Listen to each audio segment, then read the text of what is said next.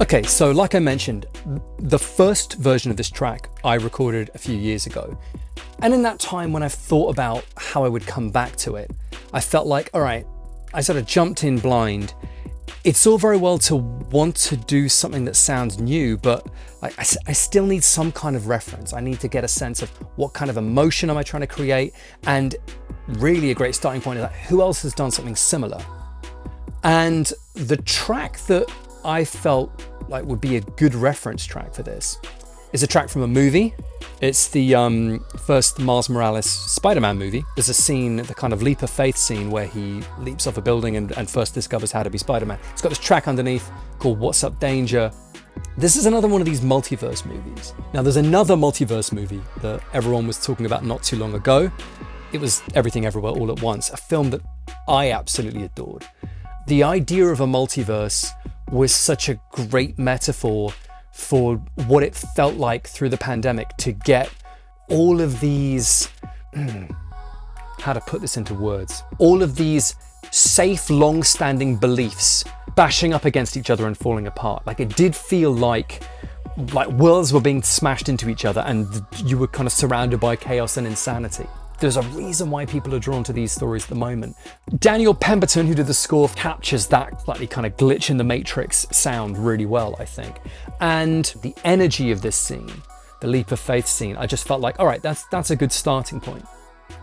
So I had a listen to that this morning.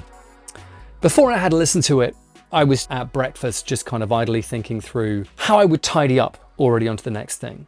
And I was thinking like, all right, I like the orchestral string bit. I might add some orchestral brass, slightly similar to the movie soundtrack. That feels like it works. Other than that, there's the drum part, there's the main sort of bass riff, and then there's a higher riff that comes in later. And I was thinking, what if I didn't do what I always do, which is overproduce? What if I just kept with that for the time being and just tidied them up?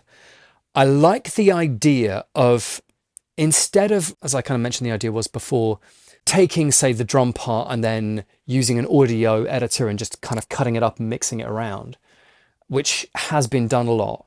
What about jumping between different sounds, like jumping between different drum kits? An analog drum kit in a particular room, just like a real drum kit, and then drum machine, and then some other kind of samples, some sort of found sound kit or something, and it just leaps between them in that slightly multiverse way where realities keep just kind of shifting into different gears.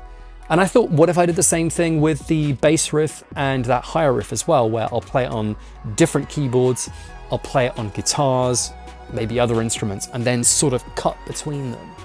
That's going to involve slightly laboriously going in and sort of handcrafting those cuts, so there's a good sense of energy and momentum. I think the riff that was a bass riff, I'm gonna move up an octave to be more of a sort of like low guitar riff. And then I might rethink the bass and do something kind of similar to the What's Up Danger track. I can't quite tell whether or not it's one note that's being held or if it's lots of notes just over a period and then stopping. But that, I think, is what I'm going to sort of play with. But I think that could work. I'm going to try doing that. If it doesn't, I'll scrap it and I'll do something different.